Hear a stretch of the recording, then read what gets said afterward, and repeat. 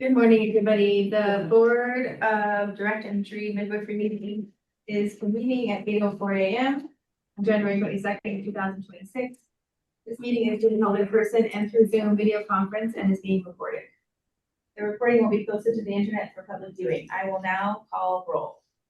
Lennon Clark, Chairperson, present. Meredith Mance. Rebecca Fisher. Meredith Klein. Christine Morales. Here. Lynette Pettibone. Here. Isha Ronick. Here. Members, when you wish to speak, please state your last name for the record. Board members are asked to not use the chat feature during meetings. The Health Licensing Office asks that individuals attending through Zoom keep their phones muted and cameras off during the entire meeting or until they are given an opportunity to comment during the public and interested parties' feedback period if indicated on the agenda. Public comment is limited to matters listed on the meeting agenda or topics relevant to what this board has statutory authority to regulate. Public members wishing to speak, please sign in on the roster sheet available or in the room, or email Josh Page at josh.phage@oha.oregon.gov and provide your first and last name. Everyone is asked to use appropriate language, manners, and protocols when conducting board business. At this time, the Board of Direct Entry Midwifery will hear public and interested. That part. No, not that part, sorry. How we want me to do? We want to approve the. All right, okay, sorry, this is my first time. No worries. Okay, so so I just make a motion to move. You don't, but you need to ask one of the board Okay. members. Thank you. Is one of the board members willing to approve the agenda? Wanting to make a motion? This is Lynette Pettibone, and I move to approve the agenda. Okay, do we have a second? Misha Ronick, I second. And you do a roll call, Chair. Okay. And I will now call roll to approve that agenda, to vote on that motion. Lennon Clark, yes. Meredith Mance. Rebecca Fisher. Meredith Klein. Christine Morales. Aye. Lynette Pettibone. Aye. Isha Ronick. Aye. Okay, the agenda is approved. Chair, this is Bob. Good morning, everybody. So the folks that are, the board members that are not here, you don't have to keep calling them as you go through. Okay, good. So good to know. Thank you. Okay, so. Okay, so next on the list is rulemaking process and schedule. Right. So this is Sammy for the record. And we can't get into my computer, so I'm gonna do it by paper. So, first I want to thank Holly Scholes for working 2023, 24, 25 on the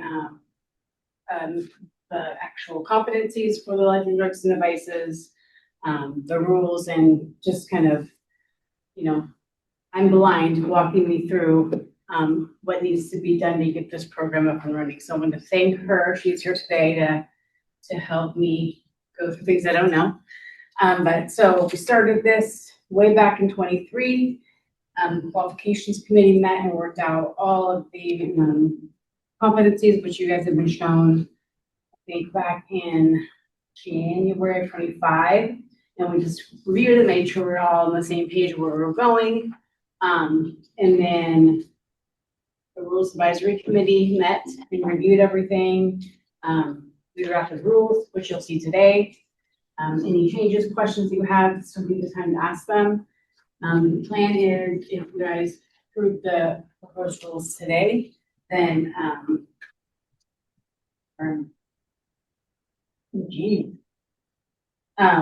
then it'll go in the March Secretary of State Oregon Bulletin, which is the Oregon's newsletter. And then it goes out for a 28-day comment period. So anybody can write in, email, anything, and to give us comments about that within the 28-day comment period. I'll also hold the Zoom hearing on March 25th. You can show up and give verbal testimony, and I'll do a report for the board which I will, on April 16th, you guys will meet again. I'll have compiled all of the public comment, drafted the hearings officer report for you guys to consider against what was proposed. So this is an opportunity for people to say, the rules that you proposed are great, they're not great, here's some things we think you should change. And then before you file them permanent, you have an opportunity to consider those comments and make changes to the rules, as long as they're still within the original notice, within the, same parameters. It can't be like, oh, we're gonna do something with risk assessment. It can't be that, because that wasn't in the original notice. So, but that's why I'm here, is to keep you kind of in those guidelines. And then I filed them permanent, and this is kind of fluid. June 1st, and then they become effective July 1st. But we're working with the Oregon Midwifery Council and Holly to make sure we have some supervisors, make sure they have all the training information, so that we can, press go and everybody can start doing their lecture drugs and devices training, because this will be required at the time of application, rather than you can apply, get your license, and then at renewal time, you can show us that you've got your lecture drugs and devices. So we want to make sure that everybody's up to speed, understands. And there's a couple things I'll need you guys to weigh in on as far as timing.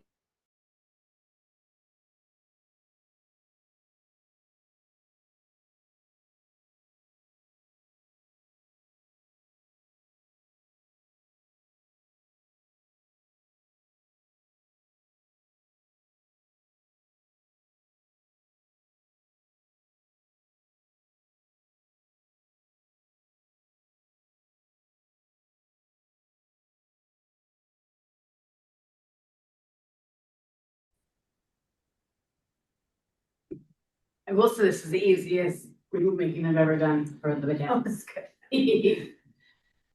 Maybe that's why I'm really happy. This is Misha. Sorry, Misha Ronick. There was a glitch there from my end. I'm not sure if the other individuals on Zoom, but Yeah, we disconnected. okay. If you said anything after you said you'll need input on timing, I heard none of it. I stopped because you guys all disappeared. Okay.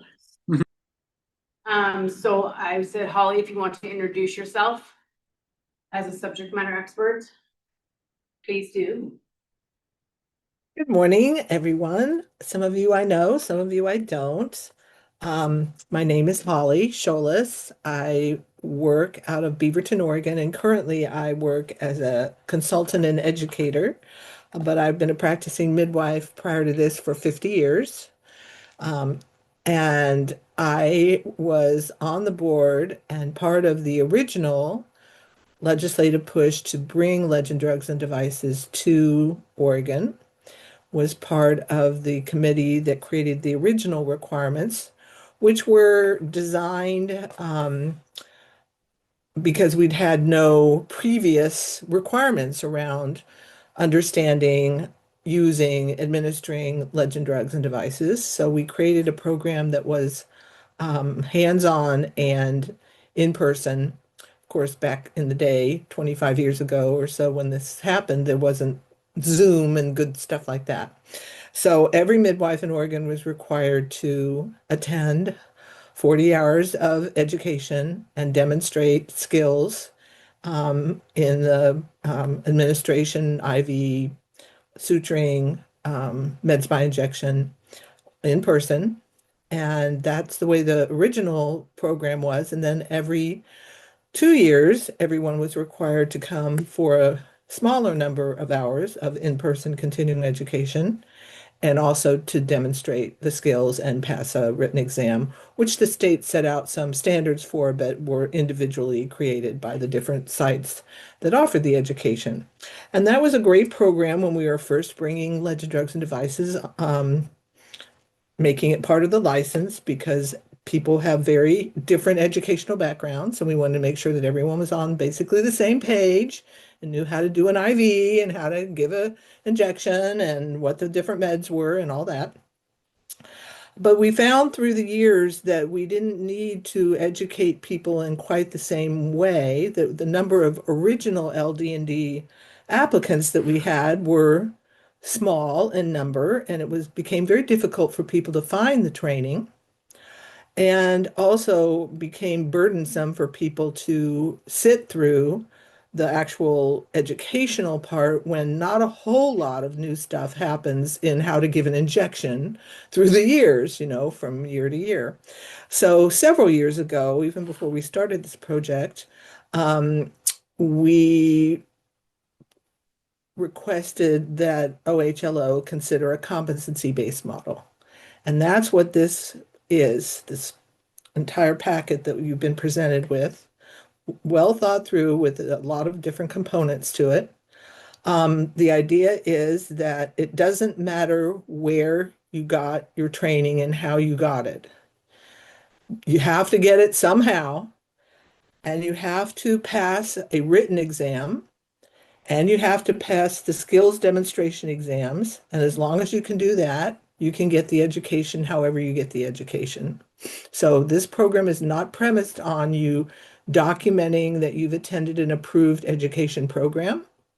It is premised on competency-based privileges, standards rather, which are that you are competent to perform the skill and you're able to demonstrate that through your knowledge and your skills. So we've tried to be pretty comprehensive about that. We created, I may be going on beyond what Sammy wanted me to talk about, but I'm going to do it anyway because she's not here to tell me no. We created the standard competencies, which are a guide for the student, the applicant, to know what we expect them to know.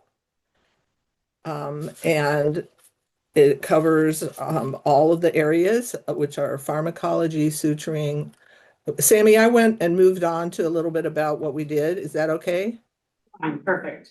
Okay, thank you. Everything in the LD&D program, because we want it to be transparent. We don't want it to be tricky. And we want to be clear. This is what you need to know if you're going to be a licensed midwife in Oregon and use legendary drugs and devices. This is all the stuff you need to know. And it's not just a little bit, it's a lot of stuff. So those are the standard competencies, covers the knowledge and skills.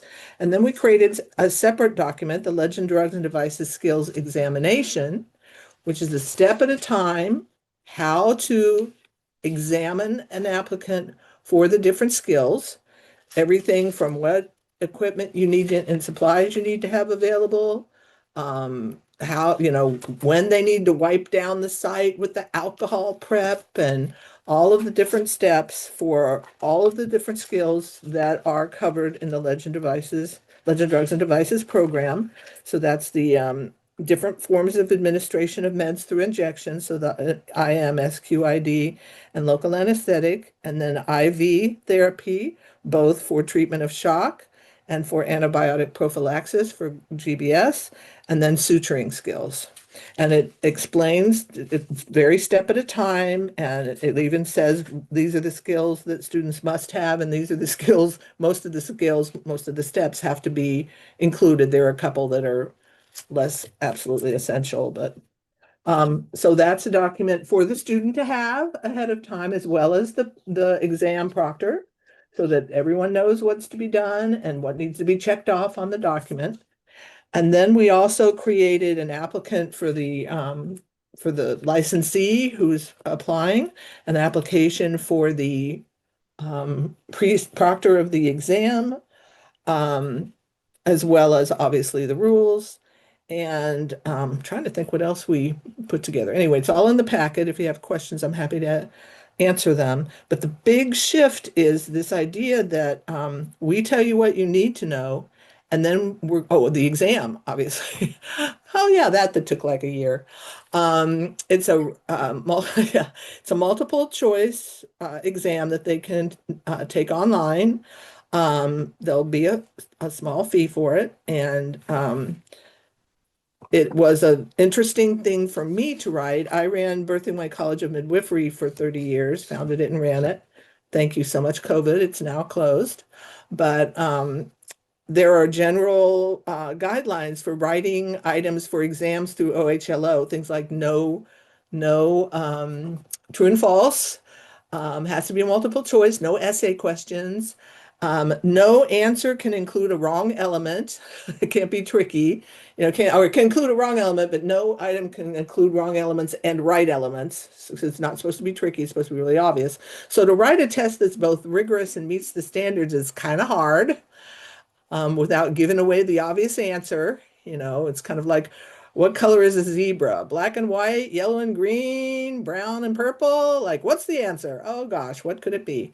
But the idea is that if you know it, the answer should be obvious, and we don't want to trick people with partial answers. So that exam was written and reviewed and is available, I believe, if you want to see it. I don't think we included the entire exam in the packet, but so we put that together. So it is pretty much ready for, assuming you've reviewed it, any questions you have, but hopefully pretty close to ready to implement with feedback from the public and other interested people. As Sammy said, it's been through the RAC, it went through committee. So, and it's been looked at by the board previously last year at one point in the whole implementation. So I know some of you are new, so that's not helpful for you. But so anyway, everything is referenced. So that's basically the program. So we created rules to implement it, and the rules do include some changes from old rules in addition to just accepting this new program and way of doing things. We have moved away from the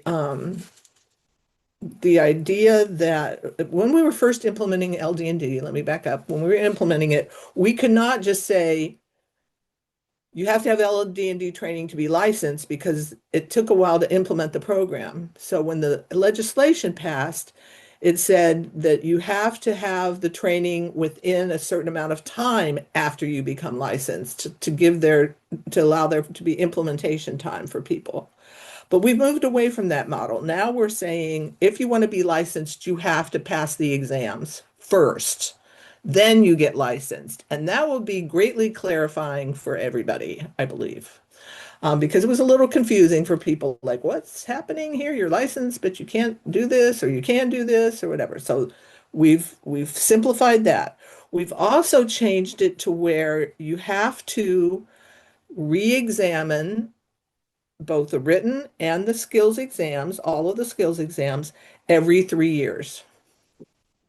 And it used to be every 2 years, but after input from people, we're making the recommendation that every 3 years is sufficient to demonstrate these skills, some of which midwives do a lot. And, rather than going, well, meds by injection, you have to only do every 4 years, but IV you have to do every year, but suturing you have to do every, we just decided, let's make it 3 years.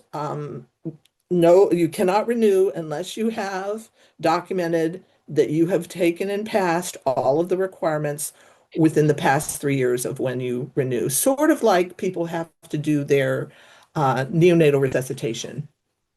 And this was this 3 years is also kind of a compromise between feedback, the different kinds of feedback that we got and that I got, from why do we have to ever do it again, to we've done it for 2 years, so let's just keep it at 2 years, to I think 5 years is more reasonable. I think 4 years is more reasonable. And Lennon, you know what I'm talking about. Every midwife has an opinion. So tried to find the reality is, if you need it every 3 years, you're going to have to take it in less than 3 years, or else you may not get it in time.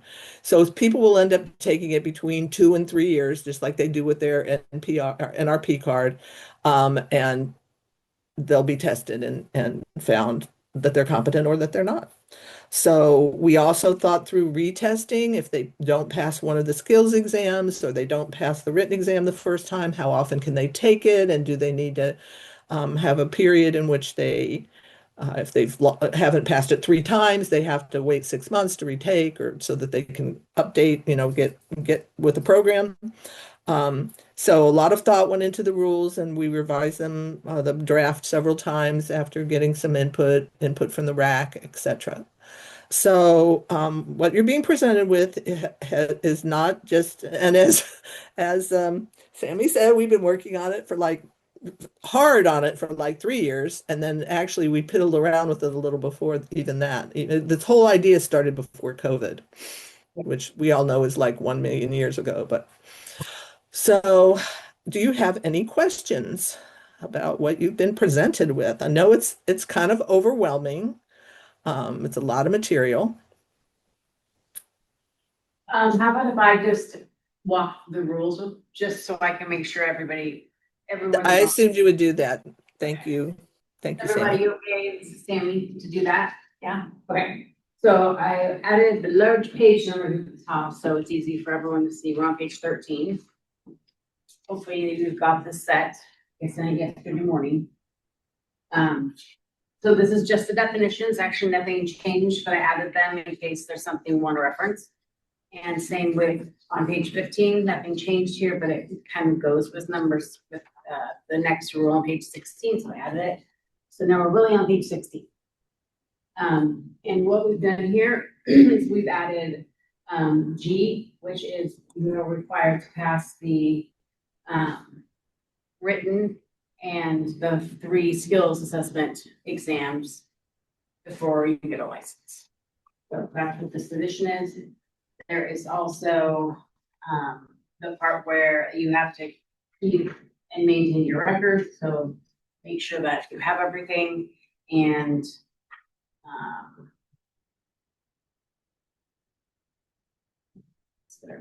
then you have to send the skills assessment information to the office. So that's just basically adding in as an application requirement that you must pass these exams for the next rules. Any questions about that?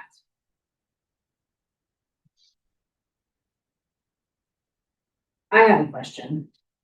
So if the rules go into effect, let's say July 1st, and somebody's gonna apply July 2nd, what happens? Now they have to take all this stuff and they're not prepared for that. So is there a window of time where, so kind of trying to think through that. Am I missing something? I don't want to put this in place and then it'd be a huge hardship for people who have planned something in advance. So I'm just kind of trying to think through that. How long do you think it'll take to have the proctors approved, like people start applying? I would hope that we could have them approved quickly as long as we have them apply. Right. And I know that Holly's already met with the OMC. And then we're gonna do another meet to make sure all the forms are ready. Do you have an idea how many proctors we might have, Holly? We don't have an idea yet, but the thought is once we get past this meeting, we're going to start educating people about the program, start recruiting people to be examiners. One of the things that Emilia and other OMC folks are concerned about is that there not be what you just described, which is a period of time where people have to have this endorsement, if you will, or this training before they're licensed or renew their license, and it's not available. So we want to have this up and running, which is part of why we're hoping if this goes into rules in March, we give it the 30 days, we have it approved by May, and that will give us 2 more months to get it up and running by, say, a July 1st deadline. And we can look and if we're not sticking to that deadline, then we might need to make the implementation date be more like August.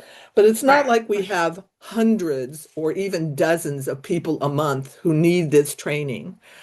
Also, this training is going to be allowed, not training, but testing, because it's not training, it's examining, will be allowed to occur using Zoom or some other computer platform. So the exam will be able to be done from a distance via computer, and I've been doing skills testing virtually for several years now. Again, thank you. And this time, a good way for COVID, which forced us to figure out how to do these things online. And I can tell you that it requires 2 screens, a phone and a computer, and but there are definitely ways to do. In fact, in some ways, it's better. And so it's not like people will have to travel far to get this testing done. So I don't think it will be a big problem at all, any kind of a problem. I think we'll have, I mean, I know I'm going to apply, so that mostly so we can get this thing going. And then I think there'll be other people who will apply. So my guess would be, this is a very off the cuff conservative guess, 4 to 6 people will be available, which would be a problem if we were having to do it in person, potentially. But we don't have to, I mean, you have to do it in real time, but you don't have to do it in person. So I think we'll be fine. As long as we Holly, give ourselves about a 2 month from the time that it's finalized until the time it's implemented to get it okay, up and to give you guys enough time to fill out, to process the applications and stuff. We also have, one of the things that we put together was I researched all of the states and Puerto Rico to see which states have licenses that allow their licensees to perform the legend drugs and devices skills that we allow. And there are about 24 that cover all of them. Maybe it's 21, some non-zero number. And then others allow some of the skills. So if somebody from out of state wants to do this for their, somebody in their state, or they have people who want to move to Oregon, we could even approve out of state proctors to do one or more of the exams. So, we've created criteria for if you have this credential, you're automatic, or you can also, like in my case, I'm no longer licensed because I'm no longer practicing, but I have tons of experience testing this stuff and teach it all the time. So I'm going to apply to be a examiner, a proctor, and then I can help people anywhere. I proctor people on suturing and med spa injection and even IV all over the world. Sometimes at 2 o'clock in the morning, it's really special. So, yeah, that was a good point, though, definitely, about that lead in. We kind of talked about it a little bit a while back, Sammy, but then we kind of didn't talk about it again. so are you saying there's no need to have I feel like I missed something here.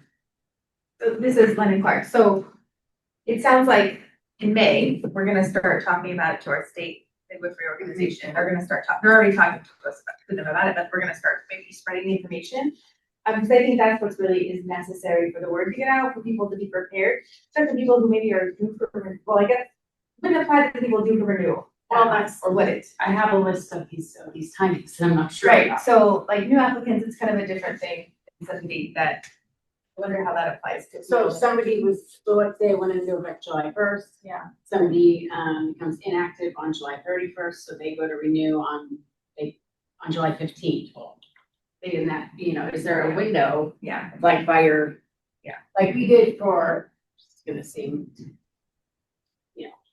small, we did the same similar thing for cosmetology implementing, everybody had to pass the bloodborne pathogens, and we gave them a renewal cycle. So you must pass this and show blah, blah, blah by by, the next. we give a date, July 1st, 2026. Yeah. So you do something like that. Yeah. So for the already licensed people. Right. Well, you have a lot more cosmetology people than you have midwives. Right. And that's a slight under exaggeration. Well, This is that's Holly again. And the idea was to let people know through OMC and every midwife in Oregon to know about this way before May, to know about it, that it's coming up as soon as it is published, to let people know here's what we're looking at so that people can provide feedback. And then Is OHA gonna like email or mail out this information to all licensees? Like, we're gonna, okay. they have to do that when a rule change is proposed, they have to notify everyone, and usually there's a link that attaches to all the things that are being proposed so that everyone cannot read it. But yeah. That's why. But we also, in addition to written testimony, we talked about Sammy having in-person little get-togethers, little hearings on it. So there'll be at least a couple of those in different locations where people can show up and provide their input. And sometimes we get a lot of people who come to those things, and sometimes we get not a lot of people who come to those things. So it just depends on how strongly they feel about whatever's being proposed. We have gotten a lot of input from a lot of people, although far from everyone, as you can imagine. But the hope is that May is not when people are going to be hearing about this. It's going to be more like February, let people, or March when it comes out. So I know that's not a big time frame, but again, we're not talking about a ton of people here. We're talking maybe, I don't even want to guess how many people, 5 or 6. I know that the renewals are not evenly distributed. And we can do targeted, like we do for sign language interpreters. I was having an example, because it's a smaller renewal base, so we could target them that, hey, this is coming for you specifically. So I think what I'm hearing is that we don't put any dates. We've talked about it. I will make sure that there's something about it in the notice so that when people make comments about it, you guys have the ability to put dates in, just in case. Otherwise, we'll make sure you targeted, communication to people who are going to renew in the July, August area. So yeah, me and Derek can work on those things to make sure that they know and that when they renew, they're gonna have to have these tests done. Oh, I did have another question for the fiscal impact. Do you have any sense of what what proctors are gonna charge to proctor the exams? Any like $50 through $1,000? I mean, any kind of, because I have no idea. My guess would be that if all you're doing is, it depends on whether they're providing the materials to the student or not, because that's a set cost. It depends on how many tests people are doing, but my guess would be, and what I was thinking was just for the exam itself, not including the cost of the supplies, something around $50 an exam, $25 to $50 an exam, which will bring it right, given how much time has passed since we did the renewal training, and the initial training used to be way more than that because it was 40 hours of hands-on education with the testing included. But I mean, people might want to charge more. But remember, if somebody's charging 500 and somebody's charging 50, guess which one people are going to use? Right. So, and I know for me, sometimes I charge a little extra if somebody contacts me and goes, I need this by the day after tomorrow. Then I'm like, well, there's a last minute fee, that kind of thing. But the supplies are, some people, especially for renewal, people are going to have their own supplies. So I don't have to worry about getting the supplies. Might be a little more, there'll be probably a supply fee, which will be, depending on which tests they need from me, will be whatever it is. So, Off record, you and I would like to know the cost of those supplies. okay. It's urgent to me now, but I know like syringes and all those things, kind of what that would look like, so I can put it in the fiscal impact, so people know. Roughly. What they need, hopefully Sure. whoever. Oh, And that would not include retesting fees. This is Holly. If they have to retake the test, you can't reuse the supplies. So, they've already spiked the bag and used the suture. So then they probably have to pay the same fee again. Because it's your time and it's the supplies. So another motivator to just do it right the first time. yeah, that's perfect. So what I need, and then I'll circle back with you on, supplies. Sounds great. The other thing, and you may come to this, but I don't think it's in the actual rules, is that each student has to be tested individually. You can't have 3 people on a screen testing and you're trying to divide your attention. It has to be one-on-one in real time. We might want to add that. I think it's in the agreement that the proctor signs. Is where we ended up putting that. Yeah, this is London Clark. It says supervise only one examinee at a time. Okay. At a time, yeah, In the rule, in the application, on the application. and it must be in the rule too somewhere. Okay. Somewhere.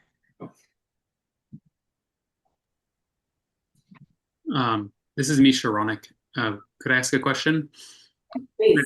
I don't know, as far as, just curious, and it may be in the rules, and I don't know if it even belongs in the rules, but is there a built-in sort of quality improvement component and or like review of, you know, this examination at X number of every year, every 5 years, 10 years, to make sure it's staying sort of up to speed as it moves forward, and whose role is that? So this is Sammy. For the rule part, whenever you adopt a new rule, it has to be reviewed within 5 years.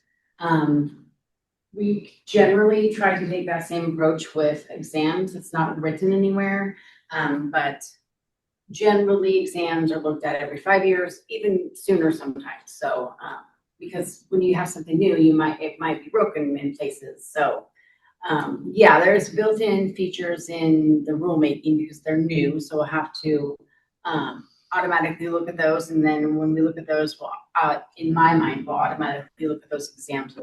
It's not anywhere specific. The exams must be reviewed by X dates, but it would be the part of HM do that in a committee. Okay. This is Holly. The other piece in response to your question, which is an awesome question, which we actually talked about a while back, was is that the standards themselves, the competencies, should be reviewed regularly. And believe me, the midwives review them regularly, because if they're being asked to do something that is not right, somebody will yell and scream, or multiple, and the proctors will probably also, looking at the what they're doing, will go, that's not right anymore. We don't do that anymore. And so there'll be, rule changes will include potentially the competencies themselves. It is concerning because little things do change. The big things don't change. We've been giving injections the same way for 150 years, but little things do change, and that's really important. And I also have concerns that we catch those. And so every 5 years is roughly when the rules are reviewed, and at that point, the idea is that all of the materials would be reviewed by a committee at that point, including the exam, and if the competencies change, then the corresponding, if there is one, test question has to change as The well. rule would have to change, because what's happening is you guys are adopting the competencies on X day, so July 1st, 2027. This version is in the rule, which is something we have to do now. So if competencies change, we gotta come back here and do rulemaking. So we wanna make sure it's right. And that, or if it's wrong, it forces us to review it sooner, which is not a bad thing. Does the written exam, or after the skills exam, is there I guess a required feedback from the midwife who is taking? I'm just curious, like that might be an interesting sort of immediate, just like any feedback, and that's how I think some of those questions could come up, of like, this question really didn't make sense. Yeah, just an idea. So really, we've never done that before, but that's something we definitely could do. Nothing wrong with asking, like after you've taken a course with somebody and they're like, give us your feedback in the survey. Yeah. It's something we could do, yeah, for sure. Have the proctor, have them fill it out, or. Yeah. The other thing you should know, this is Holly again, is that the written exam has a significant portion of required questions that every applicant's test will include. So they're considered so essential that everybody has to know what the dosage is on Pitocin or whatever. And then there's a bank of additional questions that fill out the rest of the exam that will change from exam to exam. So no one exam, at least for a while, will be exactly the same. So those questions, those banked questions, are also good and important, and are covered by the competencies, but not every applicant will have the exact questions from that bank. There's, say, 60 questions in the bank, and they'll get 30 of them or 20 of them or whatever. So that's how we decided to approach the idea that we want to make sure some things everyone is tested on, and some things are less crucial. And the committee went through and prioritized those a while back. Like this one, yeah, I've got to have this one. This one, less absolutely essential. 59 mandatory questions. Yeah, exactly. Mandatory questions versus banked questions. So, And there's 104 on the item. there were a lot of questions. That could be the wrong number. I would have to double check that. 104. Was there 200 questions, more like? At one point, there were more than 200 questions, but we whittled them down and whittled them down, so it wasn't totally crazy. I'll check that number. Make sure. But every single one of them corresponds to something in the competencies. So nothing is winging it. It's all And they're all sourced sourced. on a reference sheet, so. And that one starts on page 25. That talks about the written exam, how many questions, how verified, the total number. And then it has all the references that I'll use it with a lot of them. So this is Lynette Pettibone, and I have like so many questions. Okay. Um, You were on the- page. the- You wanna start from where we were, you just wanna dive in to you, up to you.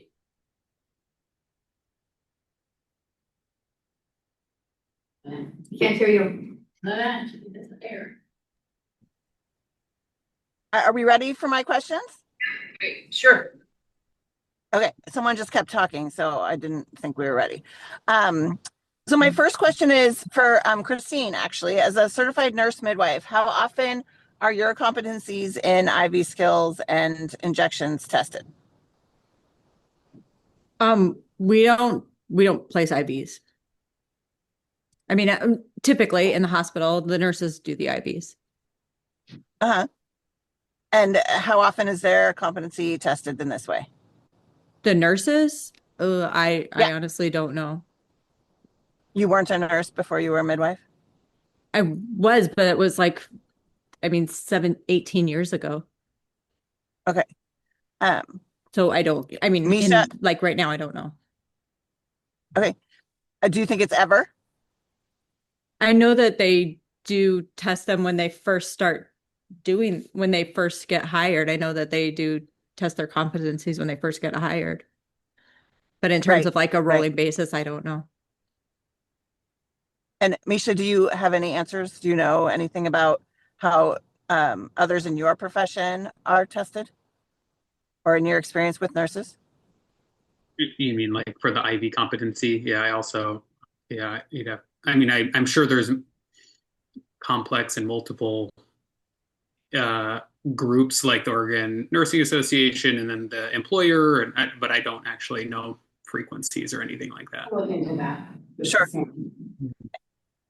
And so, yes, Sammy, maybe you can tell us how often they're I tested? don't have an answer, but I could definitely look into it, maybe look into the hospital accrediting, see what they have, if there's some requirements for competencies. I have a couple contacts at OHSU and Salem Health and see if they have something. I don't know. I know there's nurses that's all they do is IVs, so maybe they have some kind of competency. If maybe it's a smaller hospital and that it's spread out amongst a lot of nurses, it might be different. So might be hard to get an exact, figure, but I can get something at least for the notice. This is Yeah, I Holly. think it would be really, I believe that for your license, you don't have to show competency, but employers have different kinds of competency demonstration and requirements. And remember that most direct entry midwives don't have the same kind of employment situation that the average nurse, you don't have independent nurses out there doing nursing in general. They work for, I mean, that's possible, but I think under your license, I don't know for sure, but it is a very different structure. And also, in nursing, if you're in a situation where you're doing, say, IVs, nurses don't suture, but unless you're a nurse practitioner, you're doing those skills very frequently. And in direct entry midwifery, you're not, in general, even with a pretty big, busy practice, you're not doing IVs on a daily or weekly basis. You're not giving meds by injection on a daily or weekly basis. You're not suturing on a daily or weekly basis. So that combination of no employer and skills that are essential but not used frequently to maintain them is part of what underlies this idea of demonstrating competency on a regular basis. So. I guess I would argue a little bit against that. I do think busy practices do that. But that maybe then the question becomes, how often is suturing competencies tested in a nurse midwife or a similar profession? I have a lot of concern that the retesting requirement, I can relate to the testing requirement, although I would want to know how someone who's already tested within their MEEC school like Bastyr or MCU could potentially, use that information rather than having to test again and pay another fee. But I have a lot of concern about how this is going to create burden, especially for disadvantaged potential midwives in Oregon, particularly BIPOC and LGBTQ midwives. I also have concerns about how this could drive people towards becoming traditional midwives away from licensure. As it creates, burden and stress, and there's lots of people who aren't very good at tests. So I just have a lot of concern about it, and I'll continue to develop my questions and potentially provide written response. Well, currently, this is Holly again. For many years, people were required to do and pay for in-person retraining and retesting. And that was the case for many, big part, 20 years of LD&D.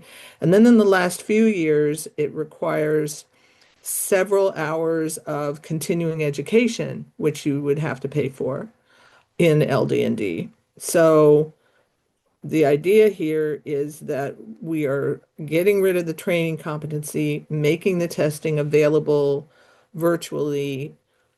We've reduced the number of hours of mandatory continuing education in LD&D down to 1 hour, which is the least that we can reduce it to, given that that requirement was put into statute instead of put into rule, sadly. So we can only reduce it down so far and still be in compliance with the law. And I agree that it could create problems for accessibility, which is why something like the Oregon Midwifery Foundation could give grants to cover costs for people who are financially imperiled by it. And when you have a health profession, testing is part of the deal. So I think that OMC could, or some other organization or individuals can help other midwives and midwife applicants who have test anxiety or other access issues. The other thing we talked about is to address your thing about MEEC accredited schools or other programs. A MEEC accredited school could have one of their teachers or more of their teachers approved as a preceptor or proctor of the exam, so the student could take the Oregon exam as part of their requirements for MEEC. In other words, that could be piggybacked on. That's what we did at Birthing Way. We made sure that we were including the things that needed to be included for the original education, the number of hours and the number and the different skills and the different competencies as part of our education, because this is pretty basic stuff. This is not unique. Starting an IV is not unique to Oregon. And those MEEC schools could have a proctor approved. It's not an expensive thing to do. We're trying to keep everything incredibly accessible, more than it's ever been. So I think that bearing your voice in mind all the time about advocating for accessibility and for affordability is really an important part of this program. And I appreciate you bringing those concerns out. Amy, there won't be a cost at least on HLO's end for, having a proctor approved. You'll apply, we'll look at it, and you'll attach to, well, when you get somebody to proctor for, will be attached in that way to that student or person renewing. So there's a connection there, but there won't be a cost from us have proctors to be approved. We do that for other programs. No charge. It's already a $50 fee in your rule for the written exam. However, at this point, we don't know how to charge on our online platform, so it'd be free for a while. So, and that's definitely something we can talk about. Having maybe the first couple of years, that $50 reduced to a discount rate. This is Holly. Does the wording say, I don't have it right in front of me, say up to $50, or says the charge is $50? Because that's the other way you can get around it. Without. But what we could do, and this will be something Bob and I can talk about, is not to exceed or something like that. It says written portion of exam, lecture drugs and devices, $50, but we could add a discounted. The thing with fees is that we can put them in rule, but it has to go through this whole entire process. So that $50 is there for until Bob goes through a very rigorous process, which is doing for other boards right now. But what we can do is discount that $50 to another number. So 5. It has to be something like $1, but I think Bob might be willing to do something like that. Yeah. No question. So we'll talk about that and it'll be a surprise. It'll be discounted for a while. Do you have something you think would be more comfortable for midwives, 25, 10? Yeah. I think that especially as a practicing midwife or renewal, like, I mean, when you're a new applicant, this is Lennon Clark, like there's a lot of expenses and it's just difficult no matter what you're starting. But I think that if you're practicing midwife, even $50 is reasonable, but 25 would be great, I think. And then I also just wanted to add, like, Lynette, I totally hear what you're saying, but I also think you're probably a pretty busy midwife. You have a birth center. And I can say that from somebody that's, right now I'm pretty busy, but I've been in the past not very busy. I've always seen like legend drugs and devices renewal classes as like an opportunity to kind of like practice some skills that I haven't done in a while, the way we kind of see NRP. You know, like it might be that some midwives haven't done an IV in 2 years or 3 years because they're only doing 10 births a year or something like that. But I know like it is another thing we have to do, like another, every 3 years we got to do this one more thing. So I can see both sides of it, but I also feel like because we have like in the hospital, they have nurses that do all of these things, not all of them, but some of the things that we need to be good at doing at home or out of the hospital or birth center sometimes. But I think that there's a lot of, like for me as a practicing midwife, I see it as less burdensome than the previous legend drugs and devices process. Like it was much harder to go find a class. The cost was really high. Finding the teacher like that was willing to put a class together if you really needed one last minute, like all of that was such a pain. And so, and then in lots of ways, I see this as easier. That's just my perspective. Maybe that brings another question for Holly. When you looked at the other states, did you look at which other states require retesting? Most of them required, when I looked, most required some kind of retesting. And a lot of original required training. Yeah. So I concur with the original required training. I feel a lot more of them about the retesting.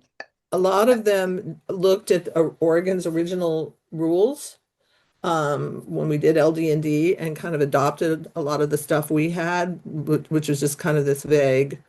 You must do X number of hours, and that includes testing, but not all of them do require it. And as I said, not all of them require all of the skills.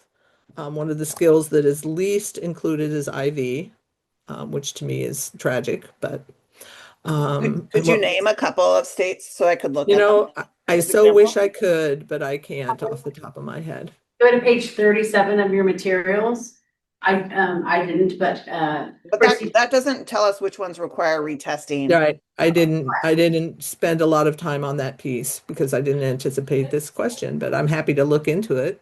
I know sure. I'm licensed in other states and not required in other states to do that. So that's why I was Do they have mandatory mandatory education that you have to graduate from a MEAG school or do some mandatory education?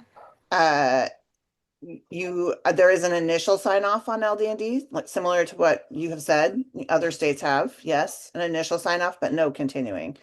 No, I mean, like for instance, in Washington, you must graduate from a Washington approved You don't have to school. graduate from a MEAG accredited school in Washington in order to be licensed in Washington. That is inaccurate. That's changed then. Like 10 years ago. So do you have to have, I'm just interested, is that because of reciprocity, or you could be a brand new midwife in Washington and not have attended a MEAG? Correct. You have to have the CPM. You can be a PEP trained midwife student. and Awesome. That's great. you don't have to be a CPM. You just have to have passed the norm. Oh, even And more. then you have to pass the Washington exam, which is meds heavy. Right. And you have to have a sign off on LD&D from a preceptor, specific to but no continuing, like there's continuing education requirements, but there's not like I have to take a test in Legend Drugs and Devices every number of years or anything like that. Well, I can definitely create, Sammy, if you think it would be helpful, another chart for all the states that allow for LD&D to see what their continuing education requirements are for LD&D. Just Sammy. So, I mean, here's we're at a crossroads, right? You guys are supposed to approve the rules today.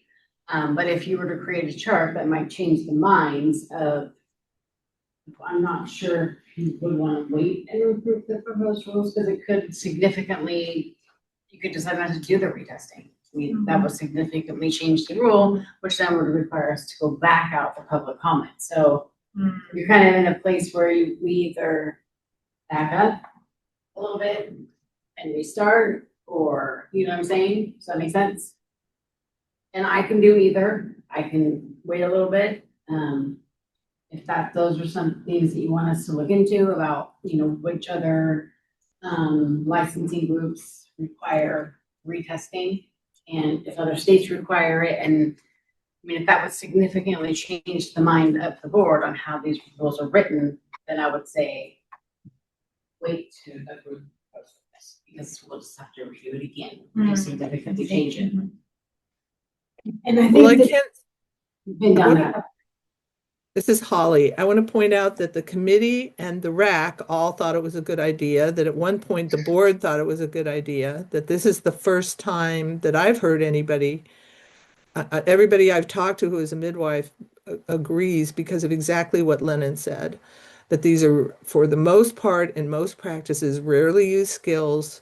And I know from the OMC point of view, talking with Emilia, and in the past, talking with the previous Silka, the previous ED, that there's always concern about quality assurance and about safety and the ability of people to perform these skills, and that short of having employers that are doing it or certification bodies that are doing it, which is the way that some other professions do this, is you have to do your demonstration, in order to remain certified.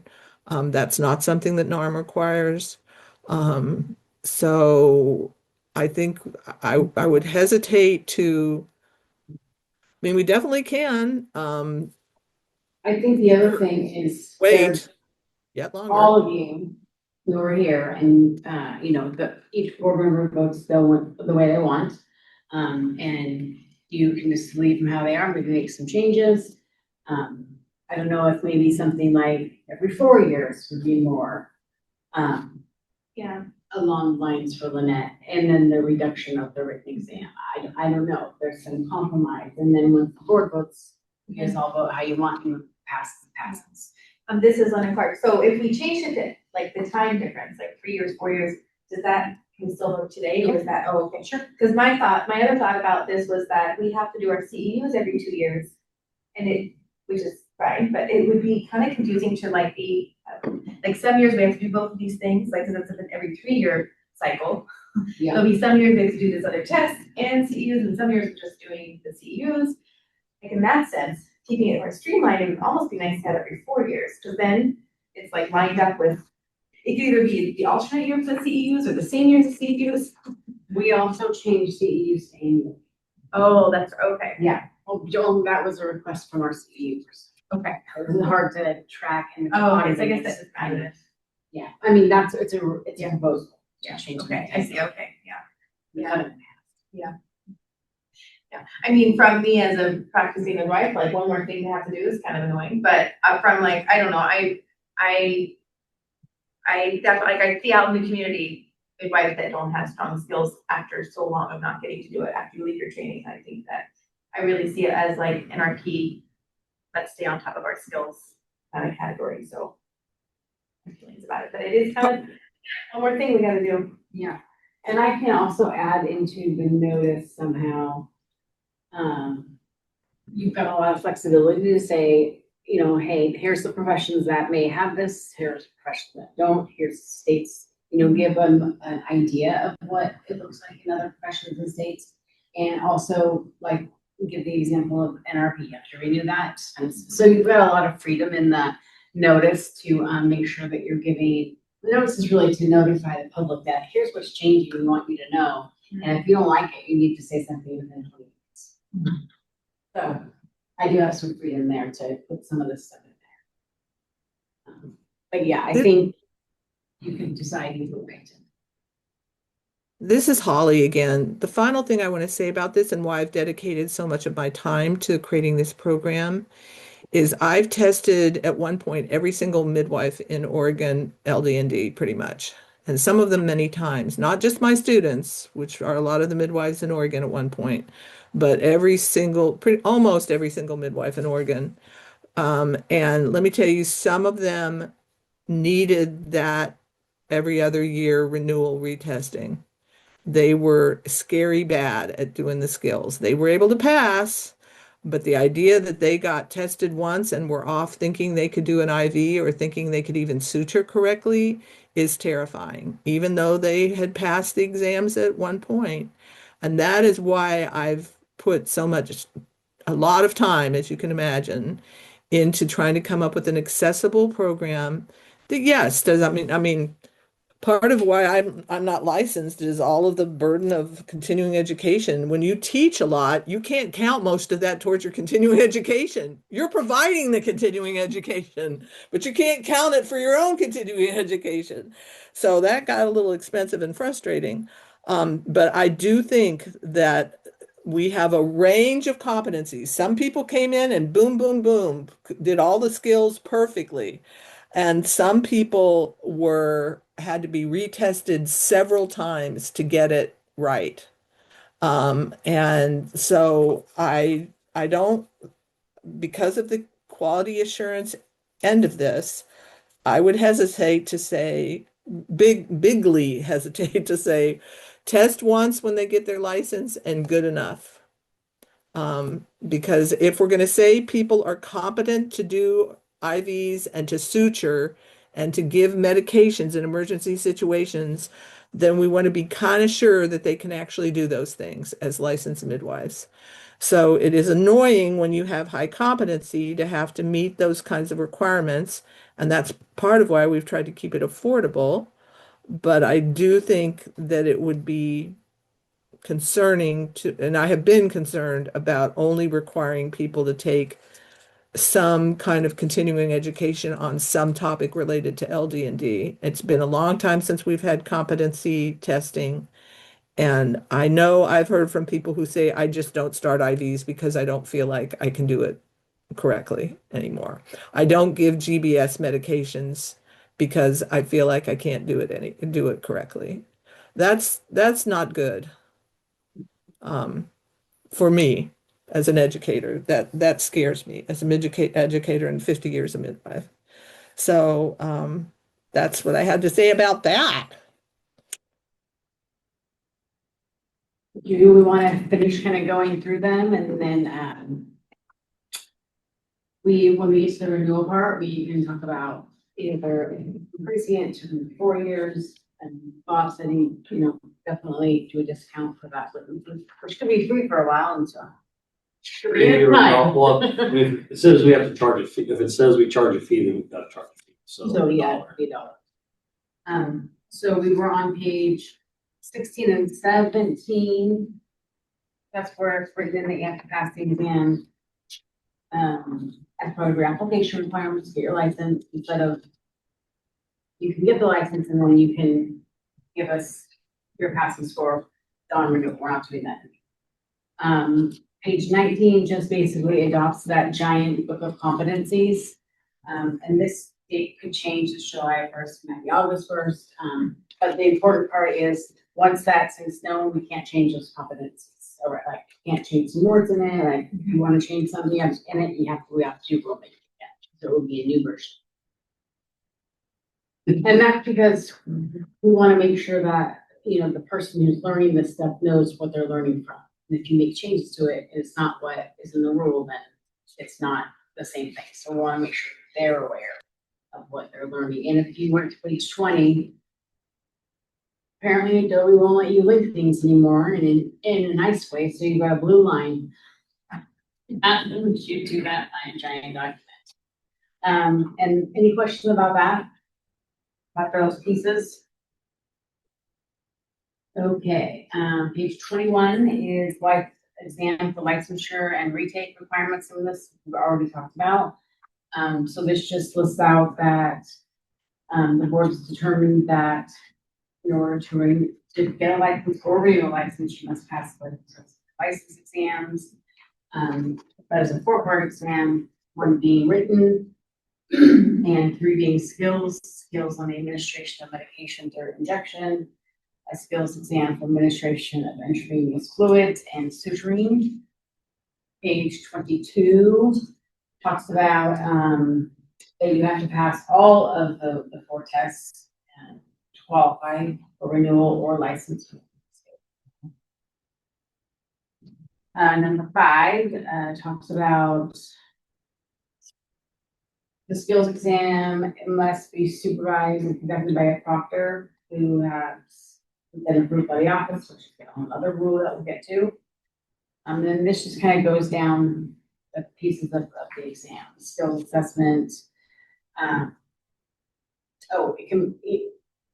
The skills exam doesn't have to be 1 proctor. Like you might have for suturing, 1 for injection. So you don't have to have 1. We just want to make sure people are aware that they don't, want to make sure that they have all the opportunities. If they need more than 1 to get it all done in the amount of time, then they can do that. Exam is good for 3 years unless we get current. So that's kind of the renewal part right here. Starts the renewal, reiterating it. The applicant's responsible for the payment of any exams. And then we talk about the retake. Don't pass the skills. Take it the next business day. So that just talks about that. And then if you don't pass it the next time, you gotta wait 6 months. All those things. And the good part about the notice in the 28 days, somebody can go and say, I don't like that. I want them to be able to take that, to retake that in 30 days. So anybody can make those comments, and then I'll bring them to you and you can decide to change that. And that's kind of the whole purpose, is so that people have the opportunity to comment. And I'm gonna figure out a way to make this information fun to read. I don't know how I'm gonna do it, but I'm gonna do it. I'm gonna do it. In page 24, I just stuck in this the page 24, 25, 6, 27. This is the candidate information bulletin that tells you how many questions, the references that were used to develop the questions, and then it breaks down. Like in pharmacology, 57% of the exam, and then there's definitions, what's under actions and elements. So it gives you an idea of what, on page 28, an idea of what's in each section of the written exam.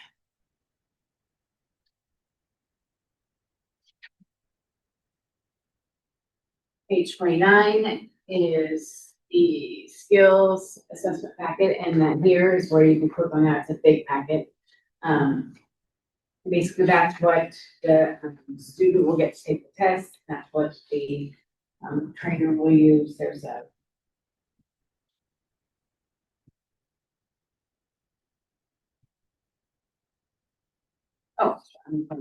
there's training form. So will be what the trainer fills out. The proctor fills out, I'm sorry, when they pass, when they're doing the test. And this is what they'll send each other. For page 30 and 31. We're giving you these so you kind of get an idea. Sometimes it's good to have a visual. I know we're working with another board and they don't have visuals and they're having a hard time wrapping their mind around it. I'm the same way. You hear words, but I need to see. On page 32 starts the proctor. So, everybody with me? Just want to make sure. Okay. Proctor requirements. So the application will come to HLO, no charge, we're gonna approve them. I haven't figured out how they'll be entered, but they will be figured out at some point. We'll get there. So we haven't decided, we usually publish a list, like for electrology, we have a list of supervisors that we publish on the internet.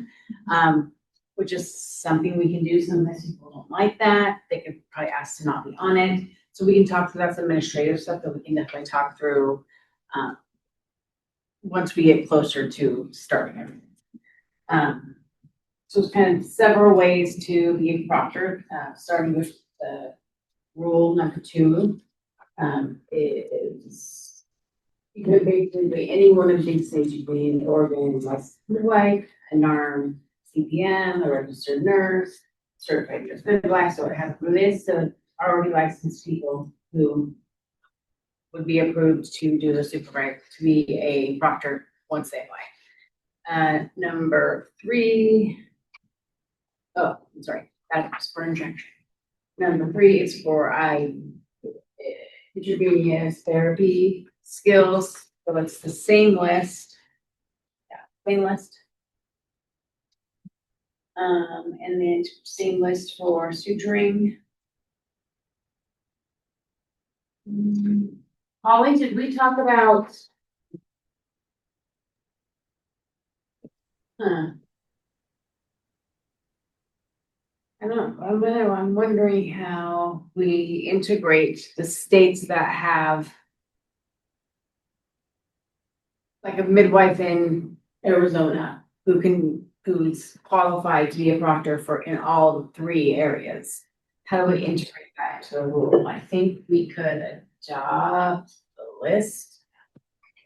Well, we decided not to do that because that is a shifting sands of what is allowed and what is not. So the idea was they would apply in the other category. And that list was intended for FYI for the board and for staff to know as of the date that I did that, which has been now a few months ago, that was what was up on the websites of all 51 places that I looked. So, oh yes, number 6. So it says other, we have a category proctors can apply for that's other if you don't meet the criteria that's there. And that's where we thought they would go. Thank you. Thank you. You're welcome. I was like, how's that gonna work? So basically, if you don't meet any of the requirements above, then you need to be substantially equivalent. And we have that list that we would reference, which we do that for other professions. So that is number 6 on the bottom of page 33. And then the rest is just kind of giving you what a proctor must do. Must supervise 1 examinee at a time. Exercise management and guidance. That just goes through all of those things. Number 9, proctor is responsible for all matters relevant to the examinee during the skills assessment. that the proctor must submit to the office now. The past. I must submit proof to the office each time the applicant or licensee has passed the skills exam portion of the exam. Any questions about that? And then the next 4 pages are the states. And which states qualify, and then we're gonna look into which ones we test. Any questions about that? That is the proctor application. These are examples of this will change, I'm sure, before the rules go into place, but you can see where it has administration and medication, it has all those acronyms that or in LDM, CPM, and RN, all those. And we're gonna have to add something about other qualifications.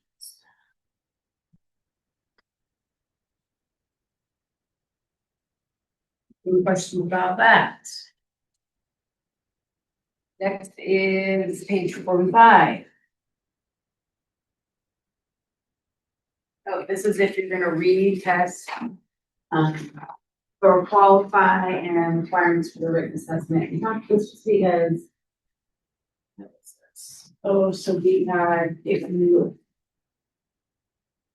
must submit an application just so we know that you're taking the written exam. Yeah, approval to take the written exam. Because why did we do this one, Holly? I can't remember. What was the reason? Honestly, just remember the reason. Sometimes we do this and sometimes we don't. Let me check Derek on this one.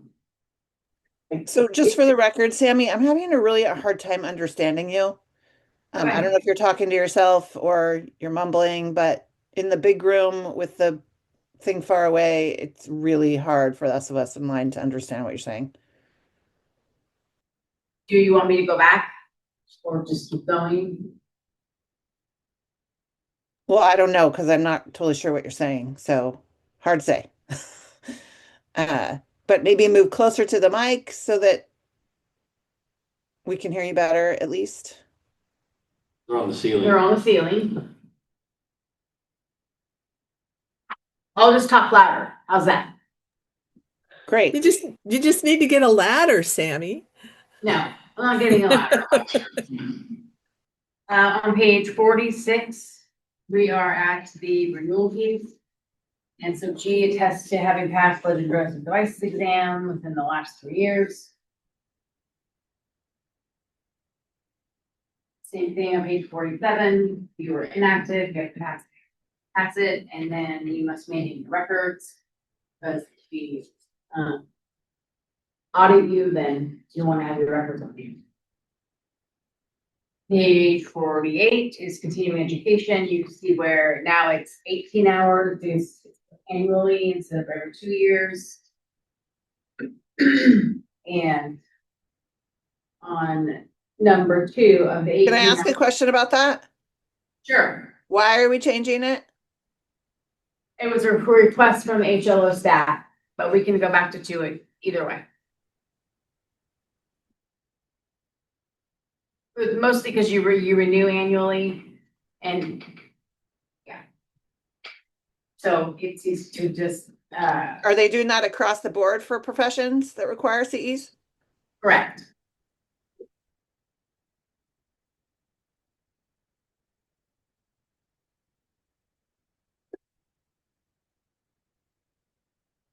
This is Bob. To further explain it, when we do the continuing education audits, we take 10% for an entire year.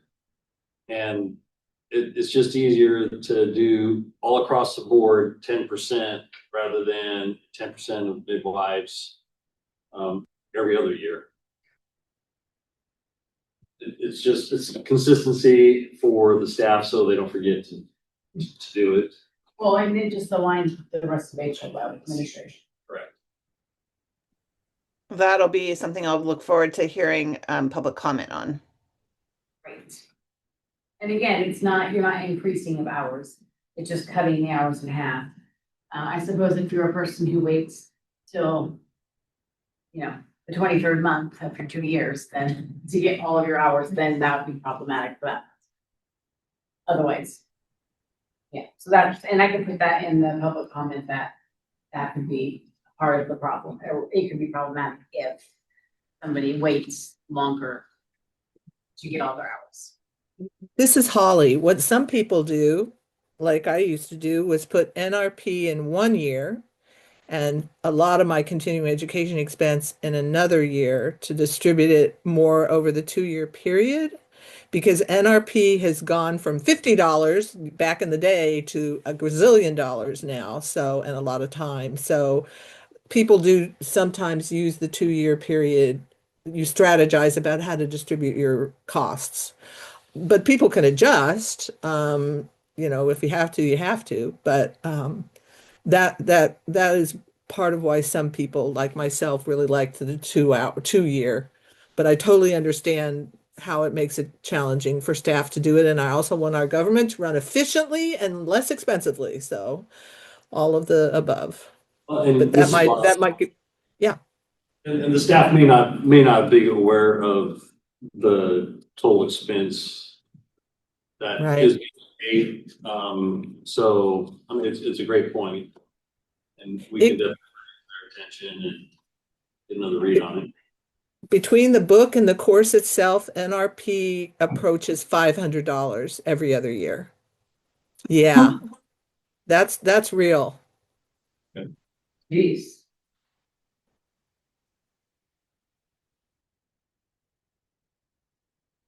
There it is.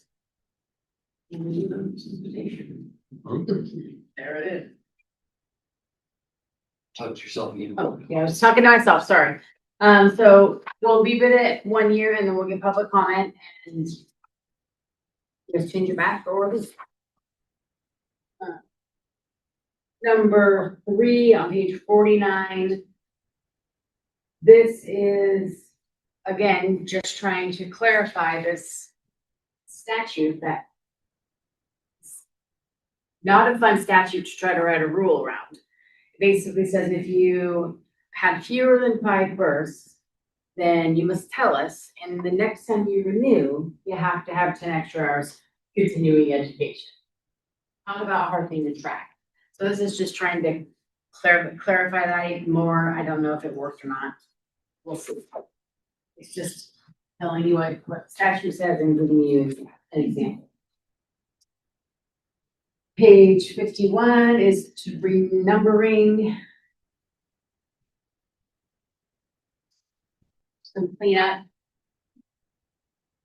Page 52. Cleanup.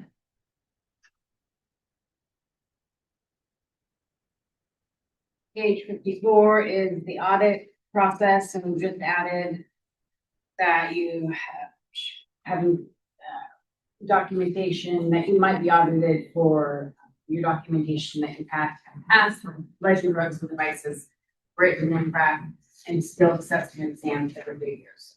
That's just letting you know you can be audited for that. And page 56 is access to administration of legend drugs. Number 1 and 2 were irrelevant anymore, and then I renumbered. Number 7 came out because there was no need to have a special rule for PBS anymore.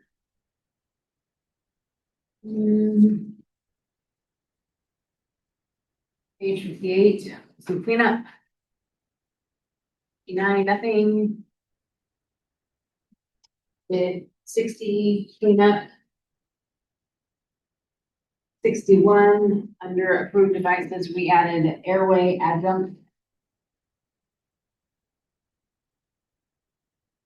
And then the last page is the fee. For number 3, remove the old discount. And then Sounds like Bob's willing to do a discount for the written exam. So I'll write that in. And that's it. Any questions about the rules? You guys have given me next piece is the fiscal impact and a racial equity statement. Run some good information about fiscal piece. Sammy, I have one more question about this fee schedule part. I had originally thought maybe it would not belong here, but it looks like maybe it does. Historically, we've had that discount, which I think you mentioned. Is there any plans to try to renew that? Not that I'm aware of. You guys are in the hole, still in the hole, yeah. Yeah, In the red. your revenue, you're not your revenue, but your balance is down significantly in the $500,000+ range. Yeah, I understand. And in other states, such as Washington, which I happen to participate in quite a bit, we get a backfill from the general fund to help bring us current and demonstrate how helpful midwifery is to maintaining lower costs overall. And it sounds like maybe that's something OMC could consider taking up since. Yeah, that's a great idea. You could definitely go to the legislature and ask for that, for sure. Okay. Yes. Thank you.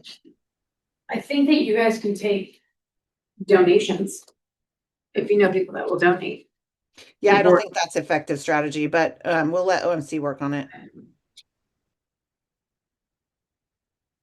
Yeah. Okay. Any other questions? Any additional feedback on all this walk through the fiscal impacts? Heather? Don't need anything. State agencies that are likely to be affected by rule changes, like Jello. So I'll put that in. Are there any other agencies that I don't know about? Oh, would you? The people who do OH or health plan? They would be affected. Would they be affected here? Yeah, I think so either. Any units of local governments that could be economically affected.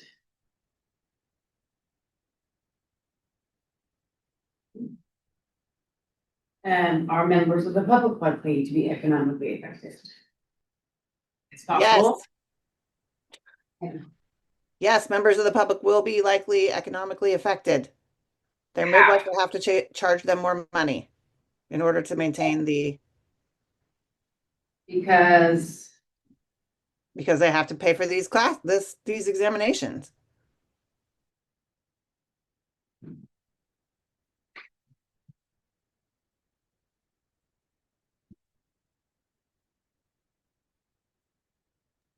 So Sammy, this is Holly. Are we looking at the economic, I mean, we're talking about $200 every 3 years at this point, roughly. Are you wanting impact that's additional impact? Because some of the expense that people currently have to get the continuing education will go away. And then this will replace some or all of that. So do you want net economic impact or any economic impact, not taking into account that some will go away that they currently have to pay? and I could put that in as well. Okay, that's what I think. Anything. I think that's being clear about that, I think is important. And you're talking about going from the 5 hours of CEUs to the 1 hour or the 45? Oh, Well, the total number of CEUs didn't change, did it? no.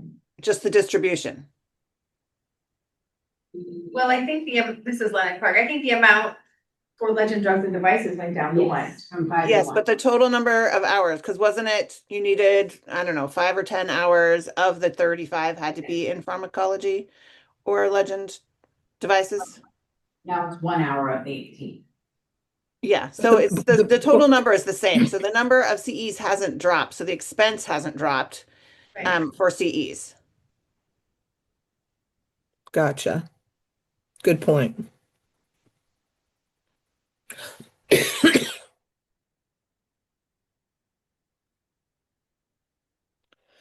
The economic impact, though, Sammy, will be minimal. If we're talking $200 over 3 years, that's less than $70 a year. If you have only 10 clients, you're talking $7 a client. So Give that example. it's a real economic impact for sure. And when you're writing the check to pay for stuff, it feels big, but Well, and again, displaces more of the burden on, disparate communities. in terms of the practitioner, for sure. For Again, sure. Lynette, say that again. So $7 may not be a big deal to you and me, but it might be a really big deal to a BIPOC member of the community who's pregnant, Well, I'm or not a sure. BIPOC midwife who is trying to feed their family. Right. To the midwife, I see that. In my experience, people don't increase their fees $7 to cover the additional expense. They just eat it. So it So does impact them, the providers for sure. This will have economic impact on.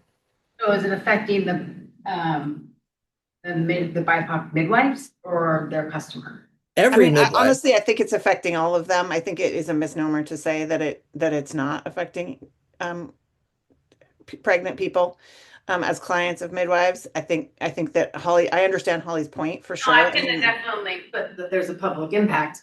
I was trying to drill down on the BIPOC part. On what you were saying, so I can make sure and add that.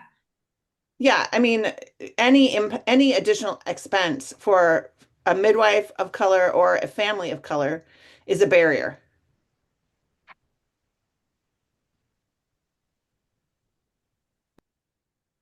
Okay.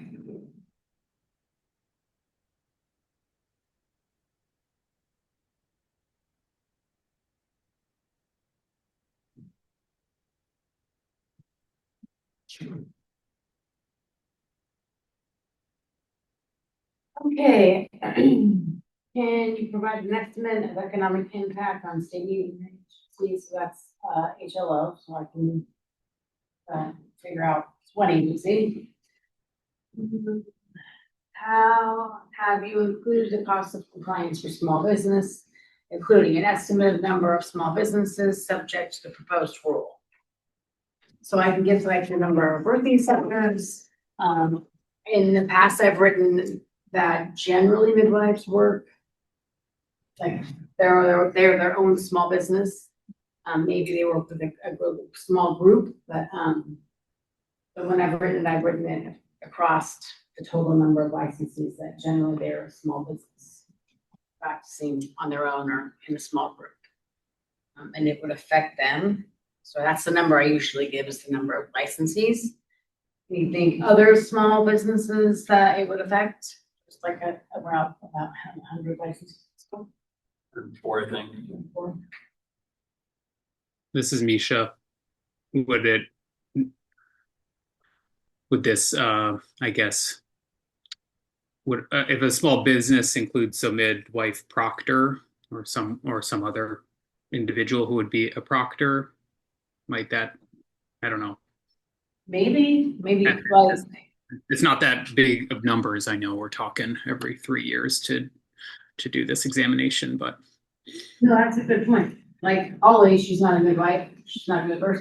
It's gonna be a doctor. Well, I'm still a midwife. I'm not a licensed midwife. I want to be including you in the number of licenses, but there will be proctors who aren't, licensees that are, helping with this process. So that's a really good one to put in that. Thought about that.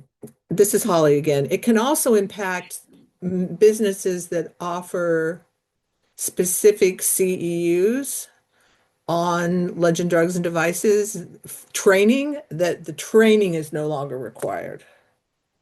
And there are probably around the country and the world, and I'm happy to stand corrected, 6 or 7 businesses that offer the actual training part, that because it's no longer required to have the LD&D specific continuing education required, will impact in a very small way, like you said, Misha, a very small way, their income.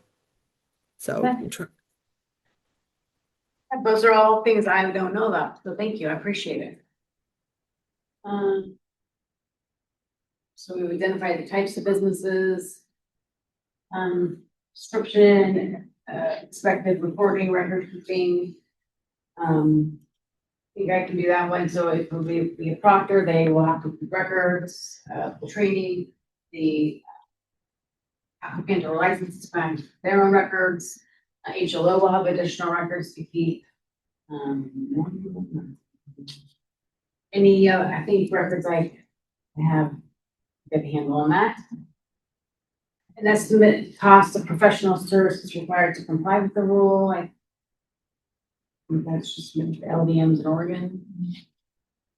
Then on page 66, identification of equipment supplied from labor, which I'm gonna go to Holly on, for the equipment, like features and kind of the cost estimate for all of that.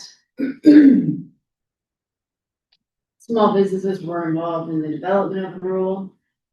We had small businesses on the qualification committee, the rules committee, and I think some of you are a small business. Lennon, are you part of a small business?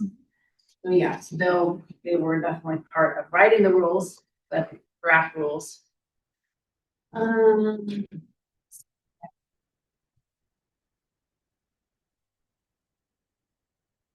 Other ways to reduce the economic impact on small business. I think you've heard from Lynette that not having the renewal piece would decrease the economic impact on the midwife and the customer. That one, racial equity questions. Identify what persons and racial groups are impacted by the rule. Who is subject to the rule? LDMs, queer, BIPOC, and LGBTQ. All of those can be subject to a rule depending on who they are.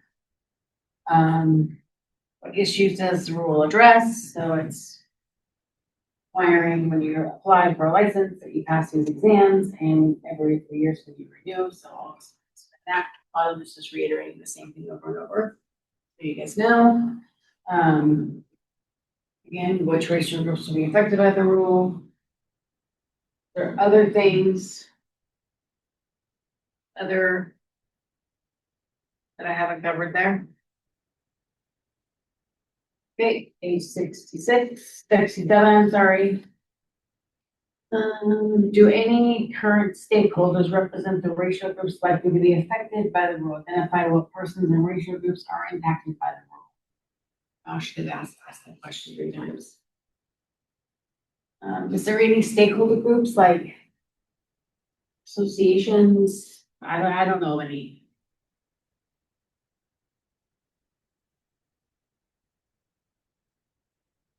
Identify other resources where HLO can find data that helps to determine racial equity impacts specific to this rule. Any resources that we can use? Anything? Hearing none.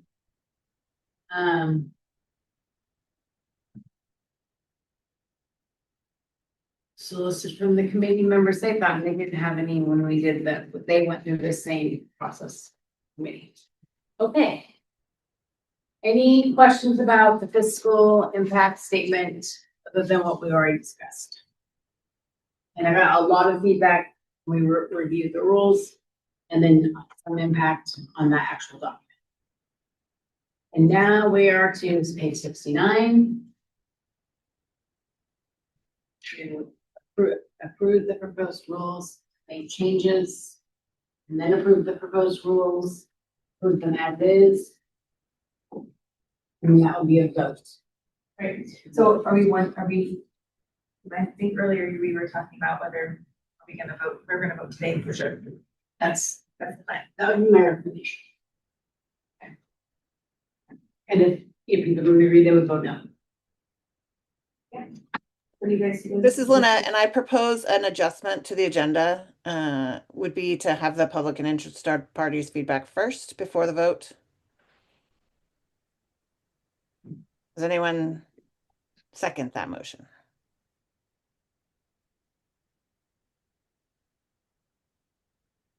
Guess I'd just be curious about kind of, I haven't been through a rulemaking process before, and if there's a standard, Well, public and interested feedback before boards consider rule changes, or if this is sort of more a standard. yeah, Hamish, that's a really great question. The purpose, most generally, once the rules are proposed, we get the feedback from the public. But you gotta propose them first so we can put them out. Sometimes, you could have the public comment now and then adjust your proposed rules and then put it out for public comment in. So it's fluid. It's not the best way, except the way that it was set up to you propose them, put them out for comment, and then people make comments on them. Otherwise, you could always be stuck in this, we're getting comments before we even propose things. So this is one inquiry. So then we could use that for those comments. So like if we vote today and then we put it out to the public for comment, and then we could take those comments and still go back and adjust things. Yes. But this is Holly. Sammy, I think that, and Lynette, I don't want to speak for you, but I think she's just asking if the people who are public on this call, if we could hear from them before we move forward so that the board can hear what the people who are waiting to be heard, who will be speaking later, have an opportunity to speak. Not the whole public hearing publication thing, just the people on this call. Am I hearing you right, Lynette? Yes, Holly, you are. Thank you for articulating for me. I know there are several people on this call that might have feedback on this particular topic. So does that, yeah, I think that's a great idea. So does that mean moving the agenda items around, or can we just go right into that? I think you can, there's no, change the agenda. I know it's the next. Oh, I mean, just to be safe, we can, but I don't think there's a requirement to do it midstream. Yeah, you can, the next thing on the agenda, yeah. Yeah, number 7, the next thing is the public interested parties feedback. So I think we should just go ahead and open to feedback for those present. You have a script for that too? Yes, I do. Thank you.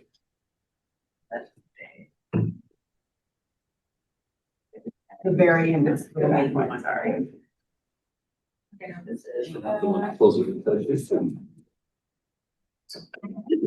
I started reading.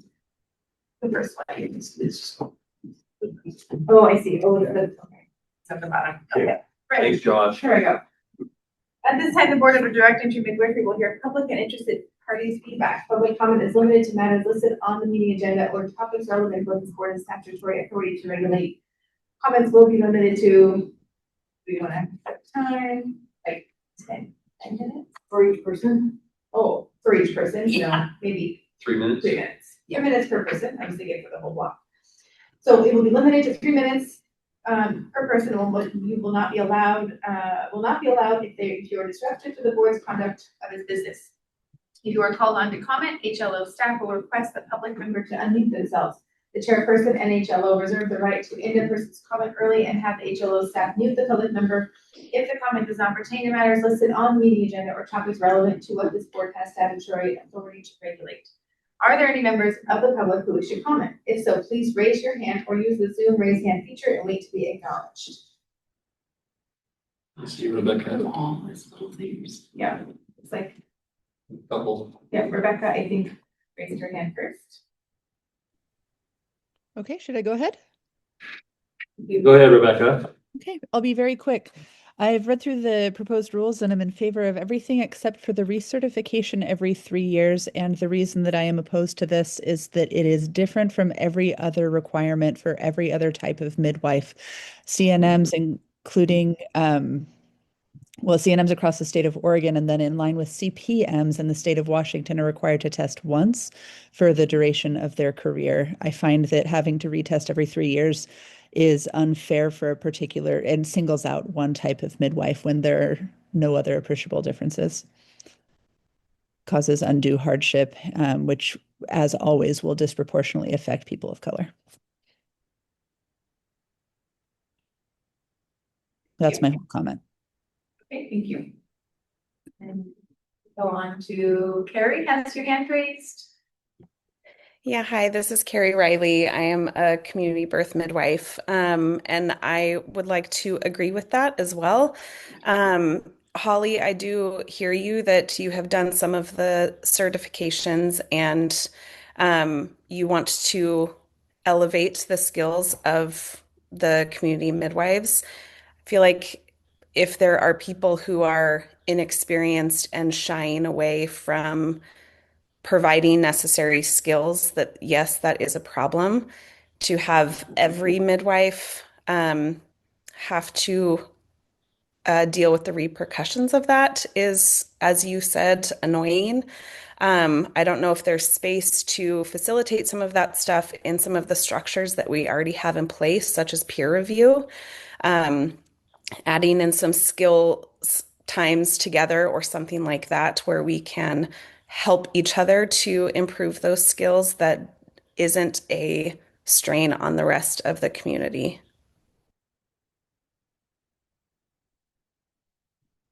Thank you. Is there any other public members of public that wish to comment?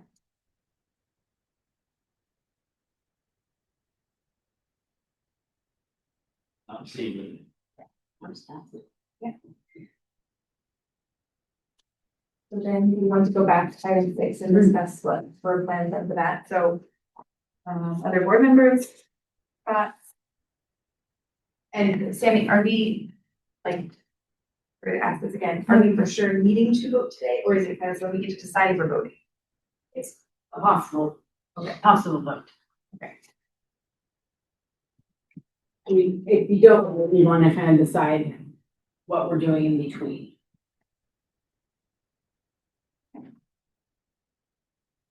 And then Christine or Misha, any thoughts? You guys, we wanting to vote today? Here's, you can even vote and we can put them out for comment. And if you don't, if things aren't working out the way you want them, leave the rules as is.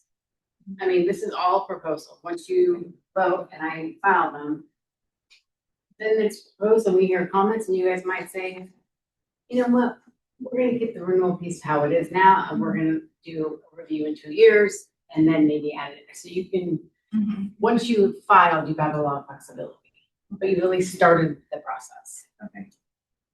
You could extend the public comment. I mean, the Dems have done all of those things. Okay. I'll have an extra hearing. My understanding, just for clarity, is that it is much more difficult to move forward and put this out for public comment and then go back and fix it if we notice that there needs to be changes made. I mean, no. I mean, if you have it here that you're adding in every 3 years, you have to take the exams, and you have proposed that in the rule and everybody hates it, you can pull it out. Without having to go back through the process. Right. It's if you were going through the process and you decide you want to add in somebody who's had 7 VBACs. That doesn't match the notice. So then we got to go back. As long as it's within the structure of the notice, which that will be, then you can take it out, maybe change it to every 4 years. You have a lot of flexibility. Okay, thank you. Yeah. Good This is Holly. The benefit of moving forward is that it allows the original LD&D piece to move forward with the exam and the skills exams for people who have never been licensed in Oregon who want to move forward. And right now that has become an acute problem for people to get the original training. So the benefit of moving the bill forward, getting the public input, and then perhaps removing renewal requirements completely or changing the time frame or whatever after public feedback is that it keeps the whole thing moving. So Well, yes, kind of. I mean, it's not going to be rule until it's rule. So it's still proposed. So it's not like someone Right. who hasn't been licensed before suddenly has a remedy because it's moved to public comment. Well, they're more likely to have a remedy in July than if we delay this for the next board meeting or whatever. Sure. If we don't move it forward, because it takes months to get through that process, which is why it's in July. So it won't be available if we delay today. If you delay today, it won't be available July 1st for sure. So in that, you're right, and that there isn't anything available now. That's why I'm saying this, is that we'd like to eventually have something that is doable for people getting their initial. So just adding that to the fray. This is Sammy. Lynn, I guess the question is, if you delay, what are we doing in the interim? Am I, Right. Yeah, it seems like us voting today and then putting out public feedback is the path forward that will make most sense, especially if we can like take out little pieces that people overwhelmingly say, oh, we just don't like this, so. and I'll put in there that this could be an issue. Yeah. I'll put in that. Yeah. Yeah, I personally am in favor of voting today. I don't know how you guys all feel, so if anybody wants to make a motion to approve that or to vote today. I'm sorry that I'm late to the party, but I'd like to ask a question. This is Rebecca. If we vote today, can we vote today with the suggested edits, or do we have to vote today as it stands? This is not a board meeting. She's not important. Okay, so should, It's just so that I can understand what it is that's being voted on. Proposed rules. The proposed rules. The proposed rules as written, or the proposed rules with the suggested edits? As, it could be either. It could be as written, or the board can choose to make changes now, or put out comment, get comments, and then make changes. Gotcha. Thank you for the clarification.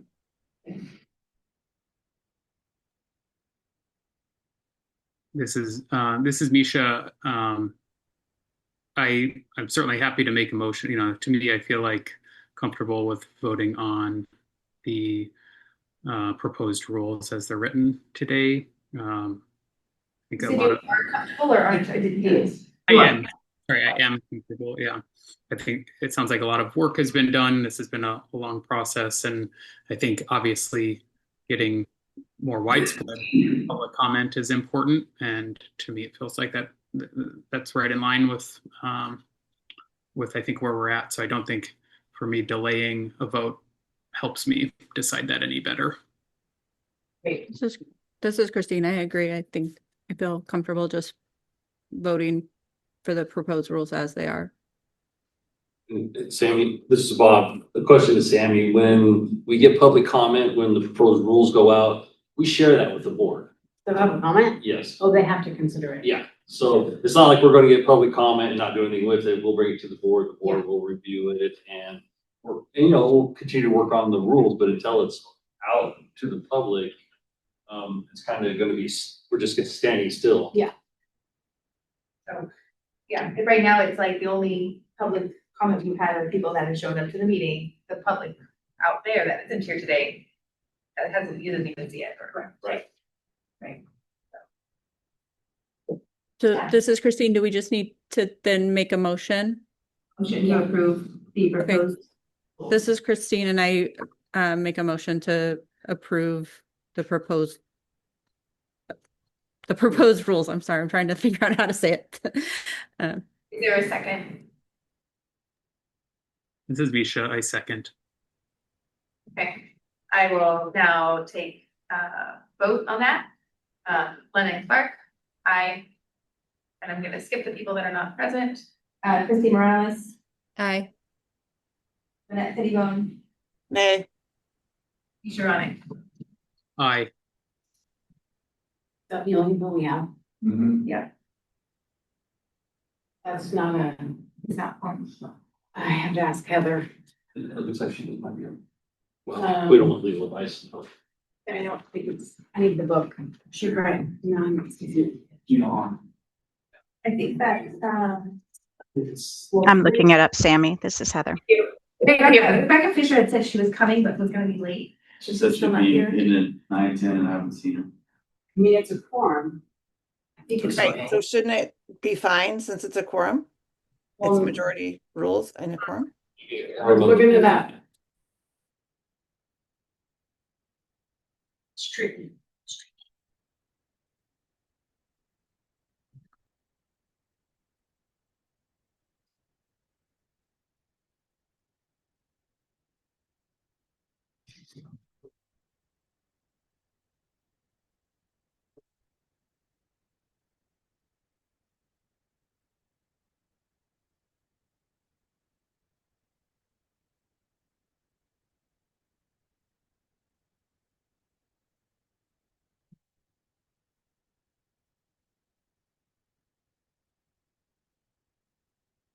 Of the rule shall constitute quorum.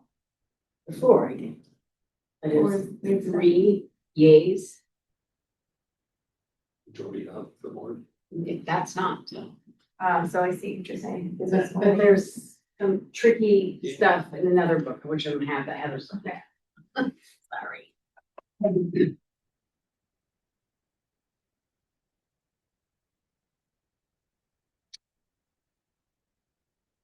Dang it.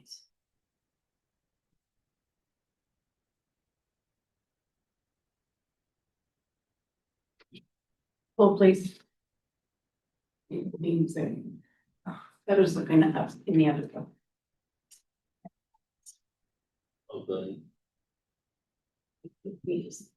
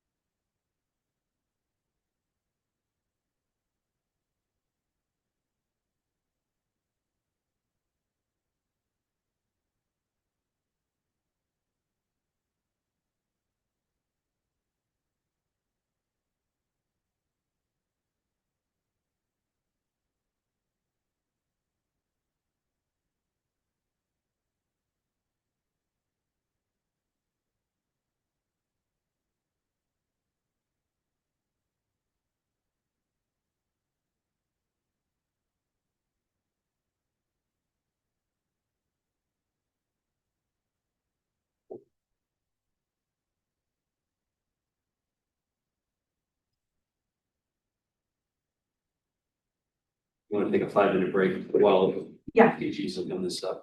I did here. We'll take a 5-minute break. Take a 5-minute break, everybody. We'll come back to the vote. At 10:06. 10:06. It's 10:02 right now, so we'll be back at 10:06.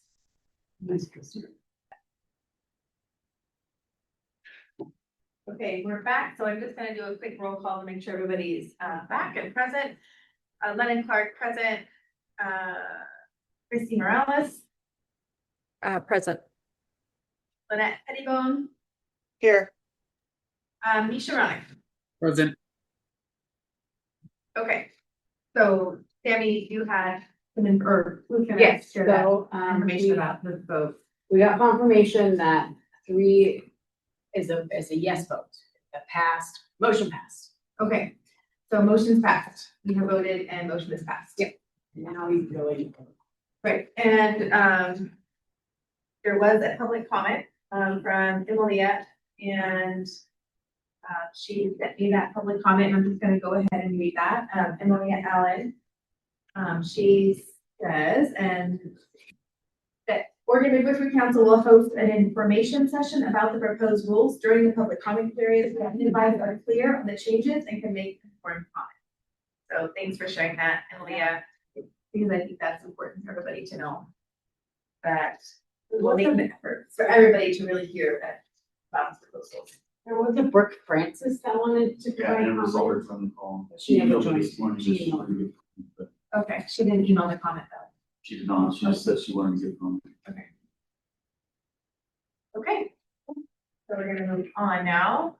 And I know there was a question about the next line number 8. Is that still like the legal, the addenda number 8? That's what happened. No. It's not. No. Okay, so do we need to do a motion to remove that or just gonna skip over it? Okay. Good question. Okay. So now we're going on to agenda number, line number 10 on the agenda, executive session, Different one. right, the, not the legal. Thank you, Holly. For all of your help. We'll all be in touch. The Board of Directors will now meet in executive session pursuant to ORS 192.6602F and ORS 676.595 for the purpose of considering information or records that are exempt from law from public disclosure at 10:11 a.m. on January 22nd, 2026. Representatives of the news media shall be allowed to attend the executive session. Audience members attending through Zoom will now be moved into a separate breakout room, and audience members attending in person are asked to leave the room both for the duration of executive session. Those authorized to attend executive session, please continue to keep your phone muted and camera off. Are there any representatives of the news media on Zoom? Looks like there's not. Recognizing that there is no news media in attendance, the public will be moved into a separate breakout room for the duration of the executive session. We will return to an open session before taking any final action or making any final decisions. It is estimated that the board will return to public session at, we have an estimate, how long this will be? Trampus, are you on? He's on. Yeah, I see the thing there. Yes, I'm on. I would say 45 minutes. Okay, so say 11 o'clock a.m. Please be aware that it is possible that the board's executive session may last longer than 11 o'clock a.m. If the public has any questions about whether the board is still in executive session, then the public can contact Josh Page at josh.page@oha.oregon.gov. We are now in executive session. The Board of Directors midwifery will now exit executive session and reconvening open session at 11:21 a.m. No final decisions were made and no votes were taken in an executive session. The public will be moved from the breakout room back into the meeting, and representatives of the media may once again report all board discussions and actions. Do we have any motions? Yes, this is Lynette Pettibone, and I move that in case number 24-11057, we close as unsubstantiated. Okay, any seconds? This is me, Sharonik. I second. Okay, I will now take roll call. Lennon Clark, yes. Christy Morales, Aye. Pettibone, Aye. Geronic. Aye. Okay, motion has passed. Are there any other motions? Yes, this is Lynette Pettibone again. In case number 25-10637, I move that we open an investigation. Or any seconds? Anybody second that? This is me, Sharonik. I second. Okay, I will take, we will now vote on it. Lennon Clark, aye. Christy Morales, Aye. Pettibone, Aye. Geronic. Aye. Okay, motion passed. Any other motions? And one more, this is Lynette Pettibone again, in case numbers 26-11668 and 26-11669. I move that we not open an investigation. Okay, anybody second that? This is me, Sharonik. I second. Okay, we will take votes. Lennon Clark, aye. Christy Morales, Aye. Lynette Pettibone, Aye. Geronic. Aye. Okay, that motion is passed. And are there any other motions? That's it. And any other board business, because that's the last item on the agenda.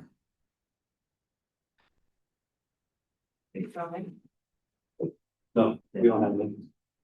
Okay, Well, this board member does. any other board business speak of before we finish up? Okay.